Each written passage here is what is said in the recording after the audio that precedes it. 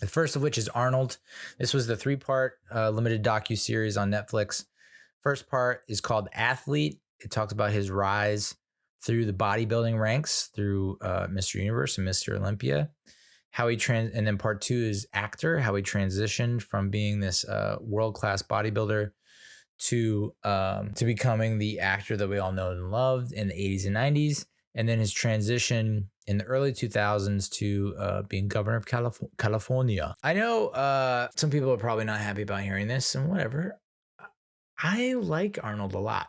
And I know he's fucked up a lot, but I admire him and everything he does. The first part talks about how, his upbringing in Austria, this is post World War II.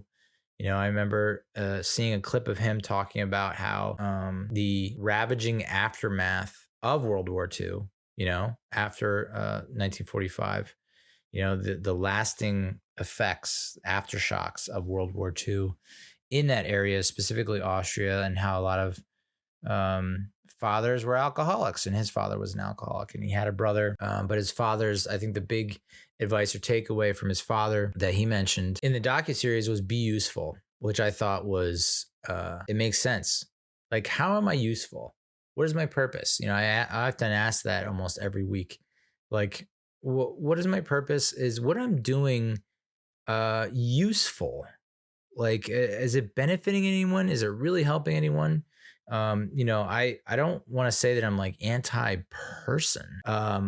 I don't consider myself to be asocial, but I don't know that I have a huge reservoir of empathy. I've talked about it multiple times where something could be happening and there's a crowd gathering and I'm like, I'm walking right by that shit. Like, I just have no interest in having that experience with all these strangers, and I avoid conflict. And it's like, I'd rather just be alone. It's like, yay. By the way, I don't want to die alone. I know that my grandmother said it to my uncle, like, I don't want to die alone. And it's like, yeah, Nan, I hear you. I don't want to die alone either. But like, do I want to like attach and hook myself to someone just so I don't have to die alone? Or can I just like make a deal with someone and be like, hey, here's the deal. You're on the phone tree, and as soon as shit starts to go south for me, you come in and then you just hang out with me and we'll talk about the like cool shit.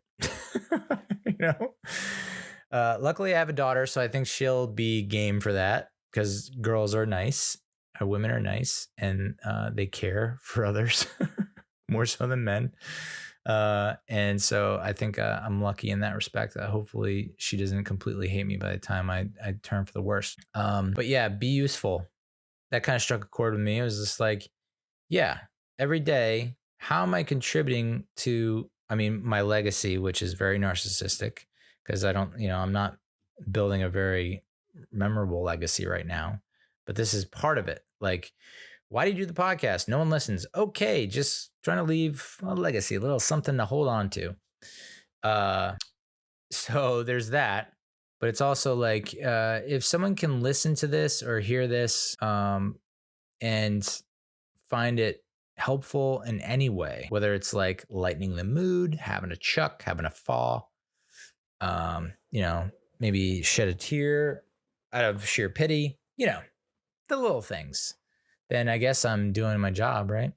But he is the most useful person. Like this, most people would be happy with just one of these things: becoming a governor, becoming a blockbuster movie actor, becoming a world-class athlete. One of those three things, not to look like Michael Fassbender in Inglourious Bastards, if you're watching the video, but like one of these three things, I think a lot of people would be very happy with. And this motherfucker did all three. He's incredible. And I don't think he can technically run for president. Oh, way to go, U.S. citizen, you dunce. But if they ever ratify that shit, my God, I would vote for him in a heartbeat.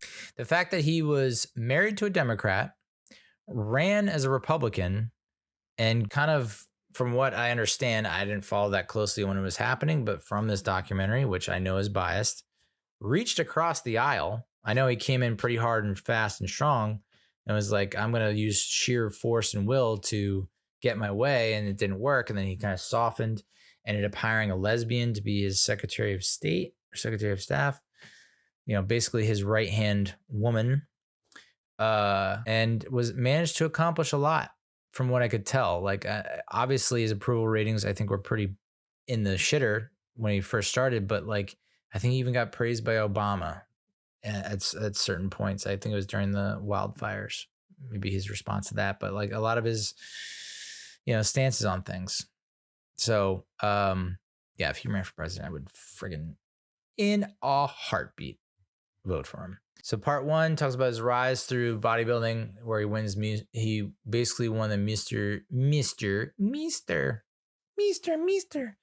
Universe amateur competition in 1967 at the age of 20, and then won 3 straight Mr. Universes from 1968 to 1970. So he's like, 23, moves on to Mr. Olympia, and he wins a bunch of Mr. Olympias in the early 70s, up to 1980. They talked about, what was it, Hercules in New York, how much of a bomb that was, and how, people didn't take him seriously as an actor until Conan the Barbarian. That was kind of his breakout role. And then that's what ended up leading to Terminator, which it's so funny that they were going to cast O.J. Simpson as the Terminator. Oh, Jesus Christ. And eventually passed on him because they didn't think he was a killing machine. So they spent some time on Conan the Barbarian. They spent some time on Terminator. Kind of glossed over Commando and Predator and Running Man and Twins. Oh, they did spend some time on Twins. They, basically introduced Danny DeVito and talked about that relationship. Glossed over Total Recall. Glossed over Kindergarten Cop. Maybe kind of mentioned it as like, I guess Twins was his first foray into comedy. It was to show like his versatility, like I can do comedy. And then Kindergarten Cop would have been his second biggest comedy. So he has T2 in 91, which is like huge. And then True Lies 94 is really what many consider to be his last big successful movie. Last Action Hero, I would put, it should have been better, more highly regarded. I liked Last Action Hero, I think, when I saw it in the theater. And then, I appreciated it more as I got older. I'll say that. In the theater, I was like, okay. Yeah, I think I like this. But it wasn't like your typical Arnold Schwarzenegger movie. And then as I get older, I was like, all right, yeah, I get this more. But I would say since True Lies, it's tough, I don't know. Eraser, 6 Days or the Sixth Day. He just had a bunch of movies where it's like didn't necessarily land. Batman and Robin, as Mr. Freeze. So then he was like, all right, kind of losing interest in Hollywood. Hollywood is losing interest in me. What's the next thing? I want to be useful.